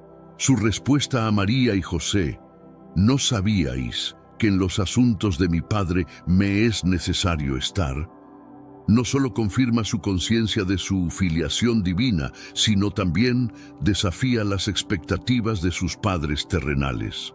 Este momento es un punto de inflexión que muestra la evolución de la relación entre Jesús y sus padres, especialmente José, quien debe reconciliar su papel protector con la misión única de Jesús. Este evento también refuerza el entendimiento de José sobre la misión especial de Jesús. A través de esta experiencia, José se da cuenta más profundamente de que su hijo está destinado a algo mucho mayor que la vida de un carpintero en Nazaret. Este reconocimiento marca una transición en su paternidad, de guiar a Jesús en lo práctico a apoyarlo en su desarrollo espiritual y teológico. La participación de Jesús en las discusiones del templo no solo impresiona a los eruditos presentes, sino también a sus padres, proporcionando una vislumbre del impacto que Jesús tendría en el mundo. Este momento en el templo subraya la dualidad de Jesús como ser divino y humano, y destaca la importancia de la preparación que José y María le han proporcionado hasta este punto. Pero antes, comparte este video con alguien a quien aprecias. Nuestra misión más grande en la tierra es difundir la palabra del Señor. ¿Sabías que muchas personas carecen de conocimientos por falta de contenido adecuado? Envíalo a ese grupo de WhatsApp o públicalo en Facebook. Estoy seguro de que no te arrepentirás. Continuando con nuestro estudio, la narrativa de la vida de José en los Evangelios concluye con el relato del templo, sin detalles adicionales sobre sus últimos años o su muerte. Esta ausencia de información ha llevado a muchas especulaciones y tradiciones sobre el final de su vida. La tradición cristiana sugiere que José falleció antes del inicio del ministerio público de Jesús, basado en su ausencia durante los eventos posteriores narrados en los Evangelios. La última mención de José en los textos sagrados, sin embargo, no disminuye la importancia de su papel en la vida de Jesús y en el plan de salvación. A través de su vida, José proporciona un modelo de humildad, obediencia y fe inquebrantable. Su influencia en Jesús, desde la infancia hasta la adolescencia, prepara al Mesías para enfrentar su misión redentora. Aunque los detalles de su muerte son desconocidos, el impacto de José en la vida temprana de Jesús es indiscutible. Como padre terrenal, su amor, guía y protección ayudaron a moldear al Salvador del mundo. Su legado perdura en las enseñanzas y el ministerio de Jesús, reflejando su devoción y fidelidad a los propósitos de Dios. La vida y el ministerio de Jesús no pueden entenderse completamente sin reconocer el papel fundamental de José. Aunque su presencia en los Evangelios disminuye, su impacto es perdurable. José representa la fidelidad silenciosa pero poderosa que caracteriza a muchos que juegan roles cruciales en el fondo de los grandes dramas divinos. Su vida y su legado continúan inspirando a generaciones de creyentes a vivir con integridad y fe. En Nazaret, José ejerce su oficio de carpintero, un trabajo que no solo provee para su familia, sino que también sirve como un aula para la enseñanza de Jesús. Cada día en el taller, José comparte con Jesús las habilidades de la carpintería, infundiéndole no solo el arte del trabajo manual, sino también el valor del esfuerzo y la integridad. Esta transmisión de habilidades y valores es fundamental para el desarrollo del carácter de Jesús. La vida en Nazaret ofrece un escenario de normalidad y simplicidad, lejos de la mirada pública. Aquí, José y María nutren un hogar lleno de amor y respeto por las tradiciones judías, inculcando en Jesús una profunda reverencia por las Escrituras y las fiestas religiosas. La participación de la familia en eventos comunitarios y rituales religiosos es constante, proporcionando a Jesús un sentido de pertenencia y una comprensión de su herencia cultural y espiritual. José, como figura paterna, juega un papel crucial en la orientación espiritual de Jesús. A través de su ejemplo de piedad, oración y observancia de la ley mosaica, José establece un modelo de conducta que Jesús emularía en su vida adulta. Este ambiente de fe viva ayuda a Jesús a entender su identidad y misión, preparándolo para los desafíos futuros de su ministerio.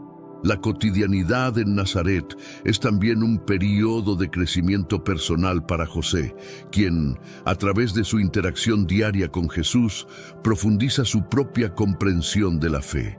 Este tiempo refuerza los lazos familiares y fortalece la unidad y la cohesión de la familia, haciendo de su hogar un refugio de estabilidad y amor. La vida en Nazaret, aunque aparentemente tranquila, es rica en enseñanzas y momentos significativos que forman la base del ministerio público de Jesús. El episodio en el Templo de Jerusalén, cuando Jesús tiene 12 años, es un momento definitorio tanto para él como para José. Este evento, descrito en Lucas 2:41-50, ocurre durante la festividad de la Pascua, una ocasión para la peregrinación y la celebración familiar. José, junto con María, supervisa este viaje ritual, subrayando su compromiso con la tradición y la educación religiosa de Jesús. Al perder a Jesús y luego encontrarlo discutiendo con los maestros en el templo, José y María experimentan una mezcla de angustia y asombro. Esta situación revela la creciente conciencia de Jesús de su misión divina, como lo indica su respuesta a su madre. ¿Por qué me buscaban? ¿No sabían que debo estar en los asuntos de mi Padre? Este momento es un punto de inflexión que muestra el inicio de la transición de Jesús hacia su identidad pública y su vocación. José, enfrentando el desafío de guiar a un hijo que es consciente de su llamado divino, maneja la situación con una mezcla de prudencia y respeto por la misión de su hijo. Su reacción ante la sabiduría y madurez de Jesús refuerza su papel como protector y mentor, pero también como alguien que aprende del propósito divino de su hijo. Este evento en el templo sirve como un recordatorio de que su hijo está destinado a una misión más grande que cualquier enseñanza tradicional que pueda ofrecer. La comprensión y aceptación de José de la misión especial de Jesús se profundiza tras este incidente.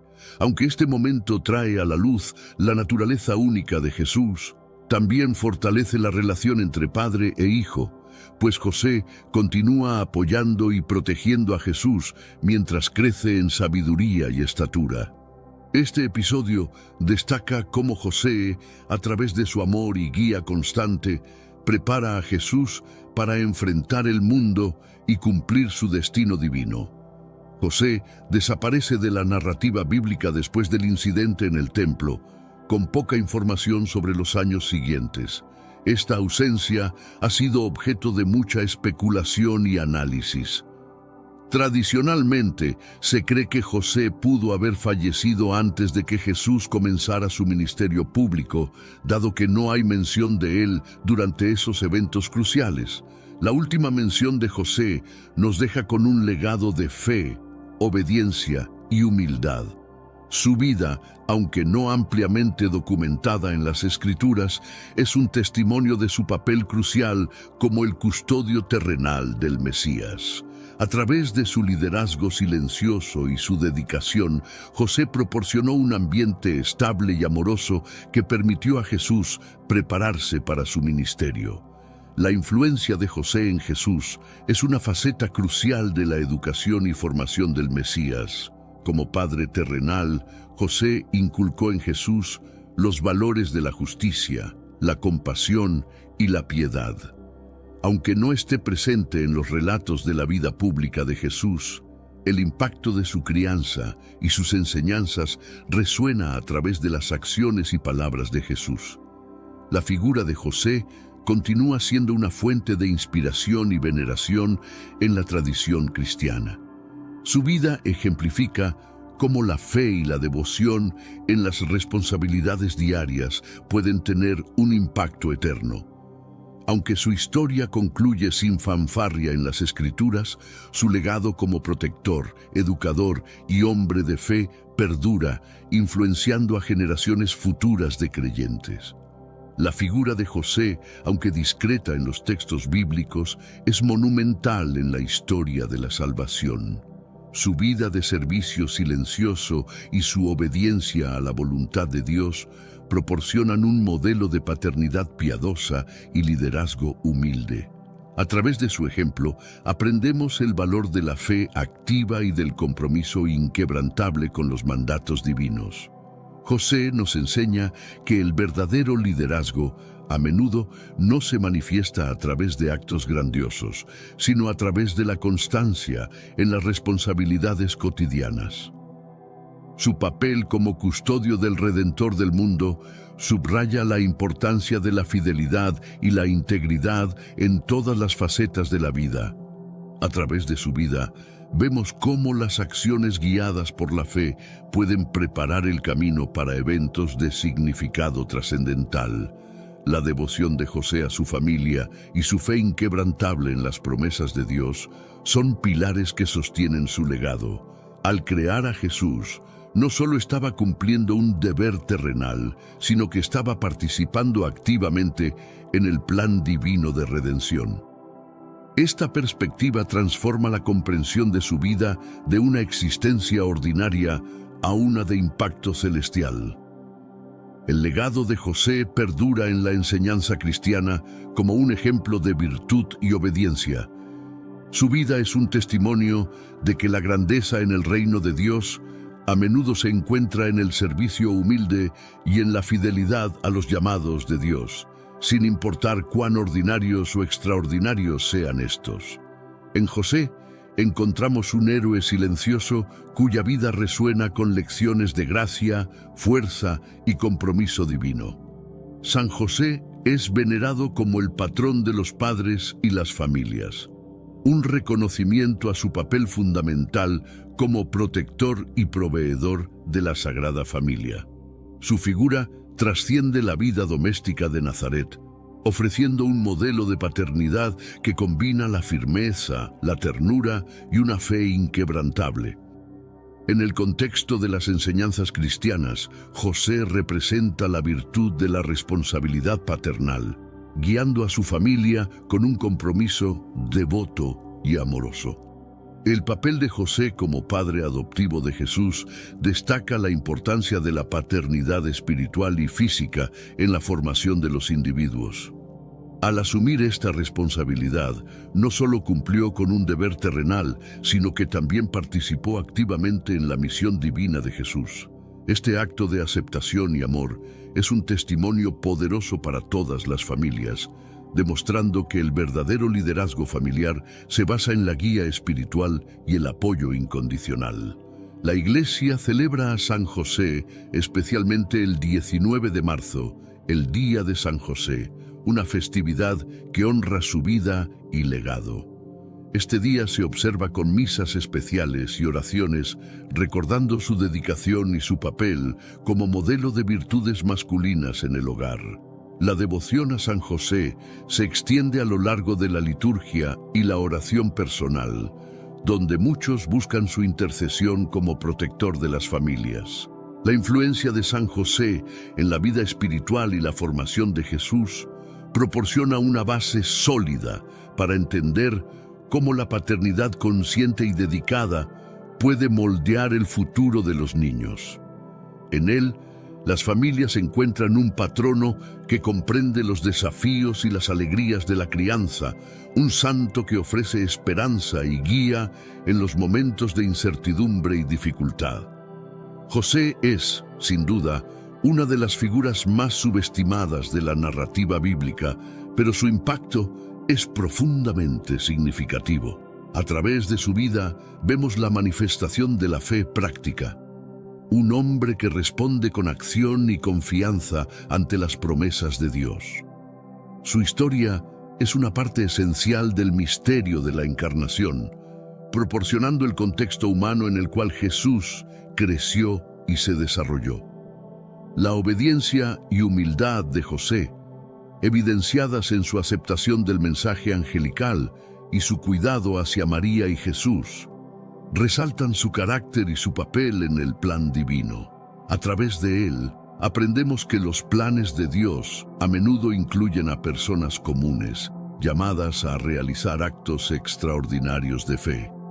José demuestra que la santidad se alcanza no a través de milagros ostentosos, sino mediante la fidelidad en las responsabilidades diarias. La narrativa de José también nos enseña sobre la providencia y la guía divina. Cada paso que dio fue un acto de fe que contribuyó directamente a la protección y formación del Mesías. Esta interacción entre lo humano y lo divino en la vida de José ofrece una perspectiva profunda sobre cómo Dios actúa en y a través de nuestras vidas ordinarias. Finalmente, la vida de José es un llamado a la reflexión sobre la importancia de la paternidad y el liderazgo familiar en el desarrollo espiritual y moral de las próximas generaciones. En José encontramos un modelo atemporal de integridad y dedicación que sigue resonando en la vida de innumerables personas en todo el mundo. La historia de José culmina sin mucha fanfarria en las Escrituras, pero su influencia perdura mucho más allá de su tiempo en la tierra. Como custodio del Redentor, José jugó un papel crucial en los primeros años de Jesús, impactando directamente en la misión redentora de Cristo. Su legado vive en la forma en que los cristianos comprenden y valoran la paternidad, la obediencia y la fe. San José sigue siendo una figura de profunda reverencia, particularmente en tiempos de dificultad, donde su ejemplo de firmeza, prudencia y cuidado ofrece consuelo y guía. Su vida nos recuerda que, en la gran narrativa de la fe, los roles que a menudo parecen secundarios son, en realidad, fundamentales para el cumplimiento de los propósitos divinos. El modelo de vida que José ofrece es especialmente relevante en el contexto contemporáneo, desafiando a padres y líderes familiares a adoptar roles activos y conscientes en la formación de sus hijos y comunidades. La devoción a José como un modelo de virtudes humanas y espirituales subraya su relevancia continua en la fe cristiana. En última instancia, la figura de José enriquece nuestra comprensión de la historia bíblica, mostrando cómo la fe, la obediencia y el amor silencioso son poderosas fuerzas que moldean la historia humana y divina. Su vida es un testimonio de que en los actos cotidianos de cuidado y compromiso se encuentran las semillas de lo trascendental. ¿Cómo se gestó la conspiración que llevaría a Jesús hacia su trágico final en la cruz? El relato se inicia en una Jerusalén cargada de tensión, donde el poder y la religión se entrelazaban de manera delicada. Anás y Caifás, figuras clave en este drama, lideraron un complot que cambiaría el curso de la historia.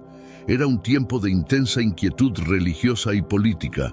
Los líderes religiosos, guardianes de la tradición y la ley, veían en Jesús una amenaza para su autoridad y el orden vigente.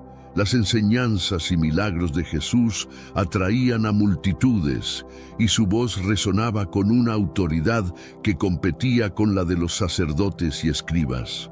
Anás y Caifás, preocupados por la influencia creciente de Jesús y las posibles insurrecciones que esto podría incitar, lo que atraería el castigo del Imperio Romano, empezaron a diseñar un plan. Su intervención sería decisiva para poner fin a todo, incluyendo a Jesucristo, el Hijo de Dios. Así, sus acciones iniciaron una serie de eventos que no solo definieron la vida de Jesucristo, sino también la de toda la humanidad. ¿Estaba todo predestinado? ¿Cuál era el papel de estos hombres? ¿Se opusieron a Dios o actuaron conforme a su voluntad? En el video de hoy lo exploraremos. He realizado un análisis profundo y meticuloso para explicar cómo dos figuras influyentes transformaron la historia con sus decisiones y a su vez enfrentaron las repercusiones. Ellos tenían un objetivo claro: aprehender a Jesús, acusarlo de blasfemia y subversión y suprimirlo. La intriga se tejía en las sombras, mientras la ciudad seguía su rutina habitual, ajena al drama que se gestaba. ¿Quiénes eran estos hombres que desempeñaron un papel crucial en la sentencia de Jesús? Comparte este video con cuantas personas puedas. Es nuestro deber, como fieles seguidores de la palabra de Dios, propagar sus enseñanzas. Envíalo a alguien especial, ya sea por WhatsApp, Telegram o incluso Facebook. Conoces toda la historia y lo que realmente sucedió. Anás, el ex sumo sacerdote, y su yerno Caifás, el sumo sacerdote actual, eran figuras de autoridad indiscutible en la sociedad judía. Su influencia se extendía más allá de lo religioso, llegando a las esferas políticas y sociales. Anás, el patriarca, era conocido por su sagacidad y su capacidad para mantener el control dentro de su familia, asegurando que sus descendientes también se hicieran con el puesto de sumo sacerdote. Su influencia continuó incluso después de abandonar el cargo, actuando a menudo como la fuerza detrás del poder. Caifás, por otro lado, compartía la visión de Anás y no vacilaba en usar su posición para conservar el poder y la estabilidad de su clase sacerdotal. Era pragmático, dispuesto a tomar medidas arduas por lo que veían como el bien común. Juntos, estos dos hombres establecieron una alianza poderosa, resueltos a defender su dominio a toda costa. La conspiración para acusar y condenar a Jesús no fue un acto impulsivo, sino el resultado de una deliberación cuidadosa y estratégica. Anás y Caifás, conscientes del creciente seguimiento de Jesús, comenzaron a sentir la presión de actuar. Veían en él no solo un desafío a su autoridad, sino también un peligro potencial para la delicada relación con el poder romano. Reuniones secretas se realizaban bajo el velo de la noche, en las que se urdían estrategias y se buscaban maneras de incriminar a Jesús por alguna palabra o acción que pudiera interpretarse como blasfemia o sedición. La red de espionaje y vigilancia se desplegaba por toda Jerusalén, buscando cualquier pretexto para detenerlo. El propósito era claro: retratar a Jesús como un agitador que amenazaba con desestabilizar el orden vigente, poniendo en riesgo no solo la autoridad religiosa de los sacerdotes, sino también la paz bajo el control romano. Este era el pretexto ideal para legitimar su captura y condena, un plan ejecutado con meticulosidad y frialdad. El juicio a Jesús se convirtió en una exhibición de injusticia y manipulación. En la oscuridad de la noche, en un proceso apurado y lleno de irregularidades, Jesús fue presentado primero ante Anás y luego ante Caifás, donde se congregaron los principales sacerdotes y el Sanedrín completo. Se buscaba pruebas para condenar a Jesús a muerte, pero no conseguían encontrarlas, incluso con la presencia de muchos testigos falsos. La tensión impregnaba el ambiente, con múltiples acusaciones que se lanzaban pero ninguna se sostenía. Finalmente, emergió una acusación que capturó la atención general. Jesús había declarado que podía destruir el templo de Dios y reconstruirlo en 3 días. Este fue el punto decisivo, interpretado como blasfemia, un desafío directo no solo a la autoridad religiosa, sino también al corazón mismo del judaísmo. Caifás, aprovechando un momento oportuno, interrogó a Jesús sobre si él era el Mesías, el Hijo de Dios, a lo que Jesús respondió afirmativamente, sellando así su destino. El proceso judicial, lejos de ser justo o imparcial, fue una farsa diseñada para concluir con un veredicto ya determinado: la condena de Jesús. La sentencia estaba predeterminada y lo que siguió fue solo un espectáculo para validar su ejecución. Los sacerdotes y los presentes proclamaron que Jesús merecía la muerte, marcando el inicio de los eventos que llevarían a su crucifixión. Ante las acusaciones y el juicio injusto, Jesús mantuvo su dignidad y firmeza. Frente al interrogatorio directo de Caifás, Jesús no evadió ni negó su identidad o su propósito. Su afirmación de ser el Hijo de Dios y la promesa de que verían al Hijo del Hombre sentado a la diestra del Todopoderoso y viniendo en las nubes del cielo, fue una proclamación de su autoridad divina, a pesar del entorno hostil y condenatorio. Esta respuesta no solo fue vista como blasfemia por los presentes, sino que también reforzó la determinación de sus acusadores para llevarlo a la muerte. Jesús, plenamente consciente del costo de sus palabras y acciones, optó por permanecer fiel a su misión y verdad, incluso ante la muerte próxima. Su valentía y fe inalterables en ese momento crítico destacan su carácter y propósito divino. El enfrentamiento entre Jesús y el sumo sacerdote no fue solo un intercambio de palabras, sino un choque de visiones sobre la fe, la autoridad y el destino de Israel. Jesús representaba un reto radical a las estructuras de poder religioso y a las expectativas mesiánicas de aquel tiempo. Su juicio y respuesta ante el sumo sacerdote señalaron un momento decisivo en la narrativa de la pasión, un punto de inflexión que llevó al clímax de la historia de redención. La acusación de blasfemia contra Jesús no solo culminó su juicio, sino que también marcó el inicio de su condena. En un contexto donde la religión y la ley estaban estrechamente vinculadas, ser acusado de blasfemia representaba un crimen que acarreaba la pena más extrema, la muerte. La afirmación de Jesús de ser el Hijo de Dios dentro del contexto de la sociedad judía de aquel tiempo fue percibida como una transgresión flagrante de la autoridad divina, un acto inexcusable a los ojos del Sanedrín. Después de ser declarado culpable de blasfemia, el destino de Jesús quedó irrevocablemente determinado. No existía la posibilidad de revisar la sentencia. El sumo sacerdote y el consejo ahora tenían la justificación necesaria para ratificar su decisión ante el pueblo y, aún más crucial, ante las autoridades romanas, quienes tenían la última palabra en la ejecución de la pena. La crucifixión, un castigo impuesto a los criminales y subversivos más odiados, se perfilaba como el fin para Jesús. Este episodio no solo marcó la condenación de Jesús, sino también el clímax de la conspiración orquestada por Anás y Caifás. La sentencia de muerte no solo juzgaba a Jesús, sino que también reflejaba un agudo conflicto religioso y social. Representaba un esfuerzo por eliminar lo que consideraban una amenaza a su autoridad y al orden existente, pero irónicamente estaba poniendo en marcha la culminación de la profecía y la ejecución del plan divino de redención. Anás y Caifás son figuras destacadas en la historia bíblica, no solo como opositores de Jesús, sino también como ejemplos de cómo el poder y la autoridad pueden ser abusados.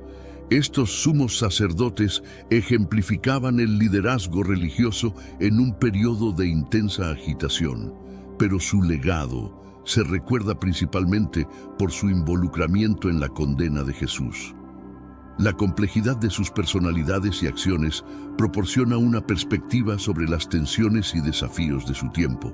En su interacción con Jesús, Anás y Caifás se muestran como personajes que, a pesar de su profundo conocimiento de las Escrituras y su devoción al templo, fallaron en reconocer la llegada del Mesías que las propias Escrituras anunciaban.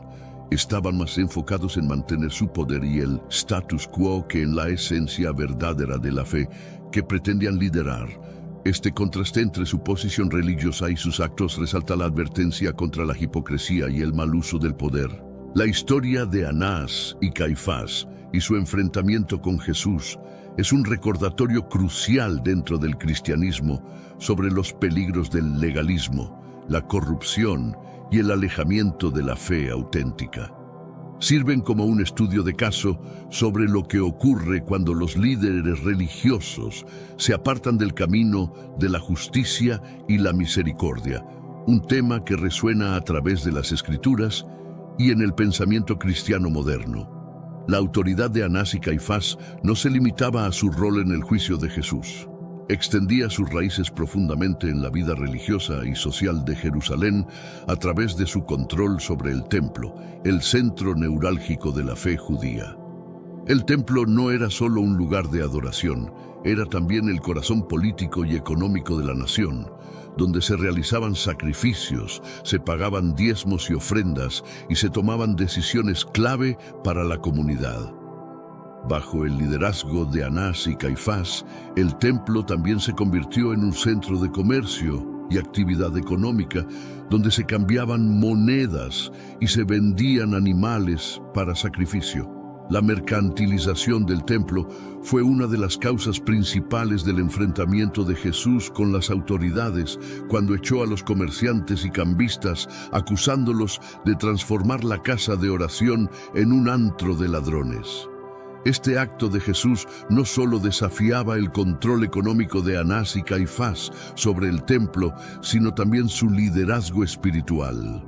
Anás y Caifás, como custodios del templo, eran responsables de preservar la sacralidad y el orden del lugar más santo del judaísmo.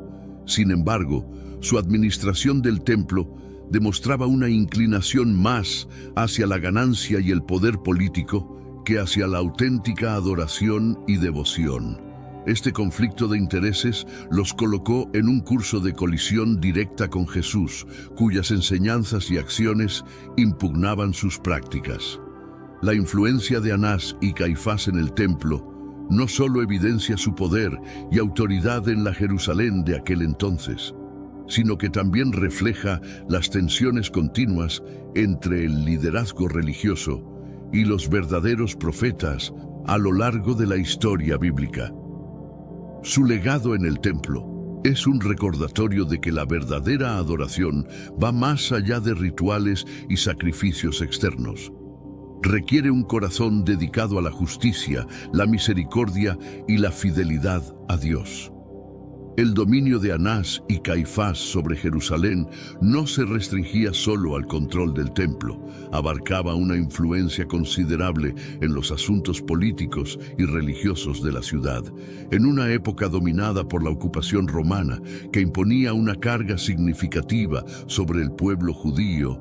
La colaboración entre las autoridades romanas y los líderes judíos era crucial para mantener el orden y la estabilidad. Anás y Caifás, en este equilibrio de poder delicado, fungían como intermediarios entre Roma y el pueblo judío.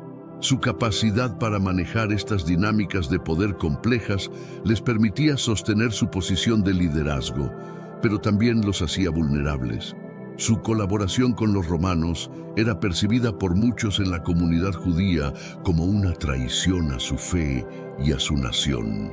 Este sentimiento de descontento se intensificaba por su participación en la condena de Jesús, quien era considerado por sus seguidores no solo como un maestro y profeta, sino también como el Mesías anhelado que liberaría a Israel. La interacción entre el poder político y religioso en Jerusalén, personificada en las figuras de Anás y Caifás, es un testimonio de los dilemas y contradicciones de la época. Su historia ofrece una reflexión sobre la complejidad de liderar en tiempos de ocupación y represión, y sobre las difíciles decisiones que a veces se toman en nombre de la paz y la estabilidad, pero que pueden resultar en injusticia y conflicto. Anás, como figura patriarcal, no solo ejerció una influencia significativa durante su tiempo como sumo sacerdote, sino que también estableció un legado duradero a través de su familia. 5 de sus hijos, así como su yerno Caifás, ocuparon el cargo de sumo sacerdote, una hazaña sin precedentes que testimonia su poder y la astucia política de la familia. Este legado sacerdotal no solo consolidó su dominio sobre los asuntos religiosos en Jerusalén, sino que también aseguró que su influencia perdurara más allá de su propio mandato.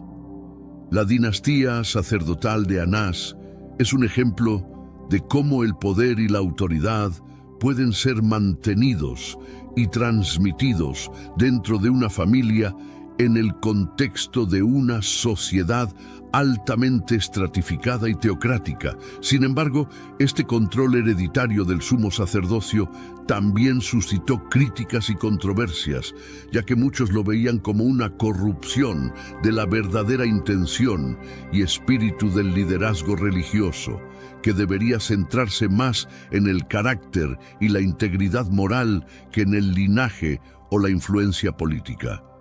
El influjo de esta dinastía se percibió no solo en la estructura del poder religioso en Jerusalén, sino también en cómo el pueblo judío veía a sus líderes espirituales. A medida que el poder se consolidaba en las manos de unos pocos, la brecha entre los líderes religiosos y las verdaderas necesidades espirituales de la comunidad parecía ensancharse, contribuyendo eventualmente a tensiones y descontentos. El legado de Anás, aunque impresionante desde una perspectiva de influencia y continuidad, suscita preguntas importantes sobre la esencia del liderazgo espiritual y la responsabilidad hacia Dios y hacia el pueblo. A través de su relato, se nos invita a reflexionar sobre el equilibrio entre la autoridad y la humildad, el poder y el servicio. La historia de Anás y su linaje muestra que el auténtico liderazgo no se evalúa por el poder acumulado, sino por la habilidad para guiar con equidad, compasión y lealtad a los preceptos divinos. Esta intrincada mezcla de poder, religión y política en la que Anás desempeñó un papel central, no solo refleja las luchas internas de la sociedad judía bajo dominio romano, sino también los desafíos perpetuos que enfrentan todos los líderes religiosos. La narrativa de Anás y su legado sacerdotal sirve como recordatorio de que el liderazgo espiritual verdadero requiere constante autoexamen, un compromiso con la justicia y la búsqueda persistente de la voluntad de Dios, más allá de ambiciones personales o familiares. El matrimonio entre Caifás y la hija de Anás no fue simplemente una unión familiar, fue una alianza estratégica que reforzó el poder e influencia de ambas familias en la Jerusalén del primer siglo. Este enlace matrimonial simbolizaba la fusión de dos de las más poderosas dinastías sacerdotales, fortaleciendo una red de influencia religiosa y política que dominaría el Sanedrín y, por extensión, los asuntos espirituales y sociales de su tiempo. Caifás, al unirse en matrimonio con la hija de Anás, no solo consolidó su posición como sumo sacerdote, sino que también garantizó la perpetuación del legado sacerdotal de su suegro. Esta alianza entre familias no solo era típica en la política de aquellos tiempos, sino que también servía como una táctica efectiva para preservar el poder y el control dentro de un grupo selecto, asegurando que los intereses y la autoridad de ambos clanes se mantuvieran sólidos ante desafíos tanto internos como externos. El matrimonio de Caifás con la familia de Anás es también un reflejo de cómo las prácticas políticas y las ambiciones se entrelazaban con la vida religiosa en Jerusalén.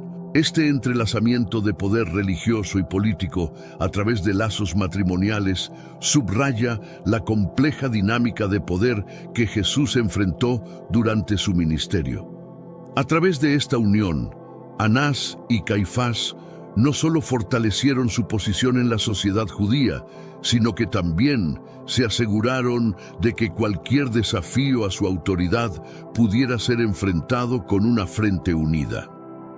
La dinastía sacerdotal establecida por Anás y perpetuada a través de Caifás ejerció una influencia profunda y duradera en el curso de los eventos religiosos y políticos en Jerusalén. Controlando el sumo sacerdocio durante décadas, esta familia no solo dictó las prácticas y políticas del templo, sino que también jugó un papel crucial en la interacción con las autoridades romanas. Su capacidad para mantener el poder dentro de la familia subraya la habilidad política y la astucia que caracterizaron su liderazgo. A través de esta dinastía, observamos cómo el poder religioso puede ser empleado para objetivos políticos y cómo las decisiones de unos pocos impactan la fe y la vida de muchos. La influencia de esta familia trascendía la gestión del templo y la ejecución de rituales. Abarcaba la regulación de la ley, el orden social y la economía de Jerusalén. Su dominio sobre aspectos cruciales de la vida judía les permitía ejercer un control casi ilimitado, configurando la religión y la política según sus propios beneficios. No obstante, esta acumulación de poder también provocó resentimiento y resistencia, tanto dentro de la comunidad judía como entre aquellos que veían en Jesús un símbolo de reforma y esperanza. La dinastía sacerdotal se erigió como un emblema de los abusos y riesgos del poder concentrado, ofreciendo una lección histórica sobre los peligros de entrelazar demasiado el poder religioso y político, particularmente cuando se desvía de los principios de equidad y servicio comunitario. El milagro de la resurrección de Lázaro